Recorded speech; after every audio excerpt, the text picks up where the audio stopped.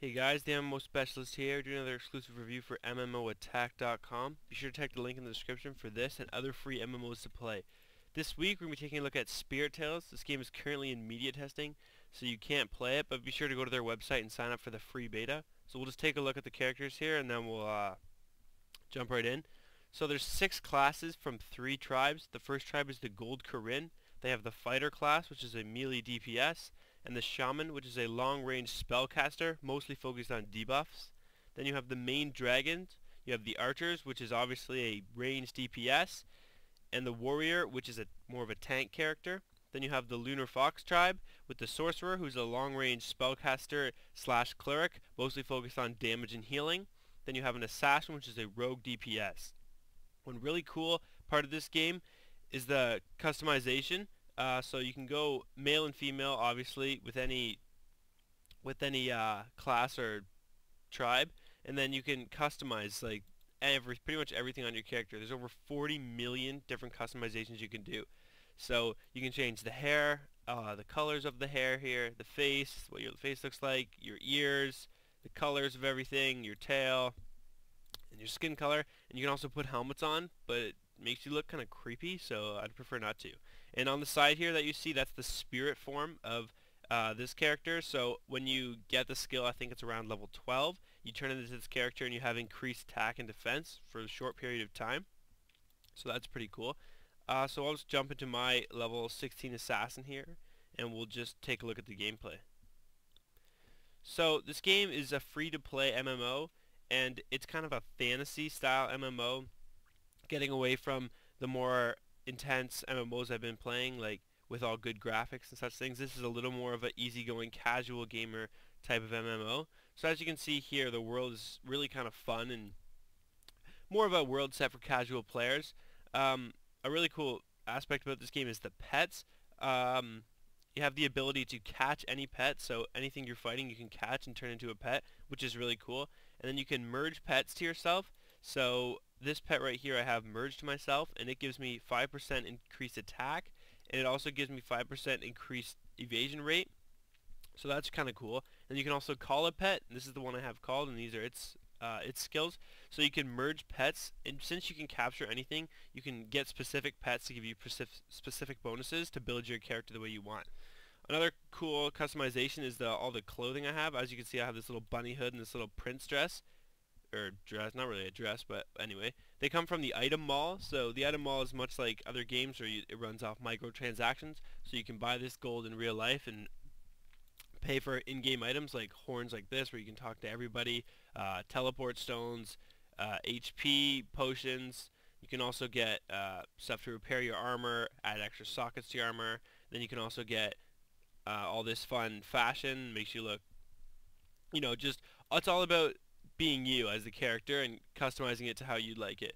So I'm only level 16, but as you can see, when you customize your character, you can't add skill points like you do in a lot of other games. This game actually is more focused on your actual skill set, it would be called. So your stats kind of just get added up as you level along, and what you customize is your skills. So here you can see the skills. A lot of them are passive skills, so you choose where you want to allocate your skill points to build your character stronger. So say this is the sneak skill, it's a passive skill. It increases my max hit points by 120 and my evasion value by 37 points. And then when I reach level 17, if I add another point to it, it'll increase my HP by 164 points and my evasion value by 46 points. So that in that way they allow you to customize your character and build the type of warrior and player you like. And there is also attacking skills, obviously, like these charge skills are active skills that you would use, but a lot of these skills, as you can see, are all passive skills. So in that way, instead of adding skill points, instead of adding like points to a certain like agility or strength and defense like you would have in a lot of other games, you add it to your skills, and it's a little more in depth there. So the fighting right now is going pretty quick for me. Obviously, I'm a pretty low level, so but you also have your pet helping you, so it's pretty easy, and it's not really that intense. Like the sound's really funny. It almost sounds like a lullaby. I actually kind of like it. If you're in the mood to just kind of relax and play, this is a great game to get into. One cool thing actually is the way the world loads. So as you can see here, it kind of rolls with you. So that saves on draw times. So basically when you run into an area, you don't need to have a lot of loading at one time. It basically just rolls over, and in that way it reduces lag when there's a lot of people or a lot of monsters in a certain area. So that's a really smart idea, and it's kind of a new twist on the draw times. And also the map is segregated into smaller parts, so you can't see the map because it doesn't run on DirectX. But um, actually, you might be able to. This is a small area, and then when you go into the world map, you can see all the other little areas. So when you go into an area, it completely loads and runs seamlessly, and there's small loading times when you jump between areas, but they're really not that bad. Another nice thing this game has is the auto-pathing, as it did in Perfect World. So obviously, if I just right-click on my objective here in the quest, it'll just run me over there, and that's really helpful, especially in games where you're not really sure and you haven't really played it before, because you don't have no idea where the monster is that you want to kill. So you just quickly right-click, runs you all the way over there. You can kill them, get it done, and move on. And the grinding isn't that bad. I mean, obviously, like a lot of other games, you just have to do the quest to level up at first. But once you get leveled up, you can start playing with other players and running around and doing things with them. I haven't got to try the PvP because this is a media testing account, so there aren't a lot of other people playing this game, but I'm sure it'll be great. Uh, One other small thing in this game that is pretty cool is the crafting. So you get materials like this from monsters. So say this is a cypress, a wood, and then you go into this menu, which is the item crafting menu, and you can pick the item you want to craft. Like, say I wanted to craft these poison machetes. So I look at what I need. I need a level 2 dagger core, which I get from decomposing my previous daggers. So basically you work on building your daggers up and up and up.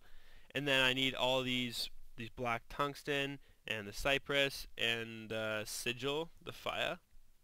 So if you get all that, then you can build the item, and you can refine it. You can also refine it with these hammers right here, giving it like +1, +2, +3, and that'll increase your attack or certain bonuses the weapon gives you. And you can also put stones in them, which also gives other small bonuses. So that's fun. And they also have molds. So I got this mold for this ring, and it's the black iron ring. So I need these three coins of the training ground, so I need to go to the training ground and win those. I need to go get some copper, and I need to get wild stones, and then I can build this ring and wear it and get, it's actually quite a good ring. So in that way, it's a lot of fun because you can build your own items and customize them how you like. And then also, you don't get the materials from killing you get the materials, sorry, from killing monsters, which is a lot more fun because if you have to grind for a level, you can also grind for your materials at the same time, because in a lot of other games you have to run around countless hours picking out the materials or getting them from a certain area, and it wasn't really that much fun, and it kind of wore out really quick. But I would definitely suggest this game to anybody who's kind of getting into casual gaming. Isn't that hardcore. It's got a nice feel to it. It's free to play. Go sign up for the open beta. It starts March 15th. So make sure you head on over to Quorum Games website. I'll put the link in the description and check that out. Be sure to also head over to the MMO Attack website for any news, reviews, or anything concerning MMOs. Be sure to follow me on Twitter and yeah, subscribe. Thanks a lot, guys. Have a great day. Oh, one more quick thing here. I forgot to show you the spirit form. So when you're fighting like this, if I have the spirit points loaded here, I can click space. Oh, click space, and I transform to this big old little. That kind of looks like a chipmunk or a squirrel. And you can see I can only remain in it for a short period of time, but in that time I have increased attack and increased defense, and that's just good for if you're fighting a boss or you need that extra bit to stay alive. Sorry about that. I just remembered that now when I jumped in here. Anyways, thanks a lot, guys. Take care.